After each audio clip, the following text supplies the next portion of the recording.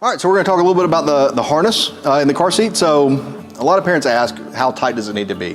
What I tell them is that it needs to be so tight that they're not going to fly out if you hit something, but you don't want them to just be turning blue because they can't breathe. How we judge is usually if we can pinch a little bit of fabric up at the top of the shoulder, that's what we're looking for. Anything more than that, we need to tighten it up, but if we can get some fabric up, then we need to tighten it up just a touch. We absolutely do not recommend children wearing any kind of jacket inside the car seat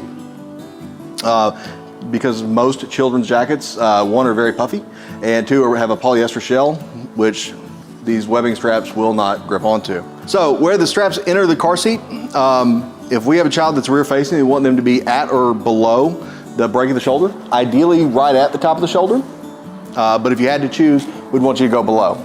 That reverses with forward facing. So with forward facing, we'd want our straps to be at or above. Again, ideally as close to the child as possible, right across the top of the shoulder. Each seat is a little bit different in how the straps move. With this seat, you would take the strap off of the ear just like that.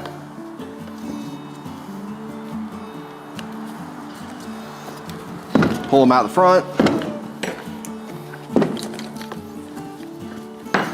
and move them wherever they need to be. With this seat over here, which is a slightly more expensive seat, we have a red handle at the top, and that moves the seat back up and down.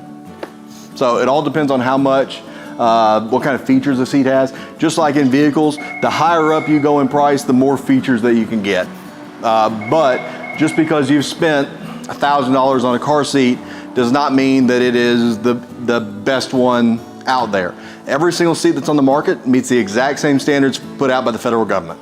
So you don't have to spend $1,000 on a car seat and think that it's going to be so much better than the $65 seat that you can find online or at Walmart. One of the things that we want is brand new seats. We don't like hand-me-down seats. We don't like secondary seats. If it's ever been involved in an accident, insurance companies will pay for the new seat. We suggest that. Not only the seat, but also however the seat was attached to the vehicle. Whether it be through the lower anchors, the tether, the seat belt, we want that entire system replaced. Again, not just for the child, but for everybody in the vehicle. So if you're in the Lincoln Nautilus and you have a driver, front passenger, and a car seat and you're involved in an accident, you need to speak with your insurance company about replacing the seat belts for the driver, front passenger, and however the car seat was attached to the vehicle.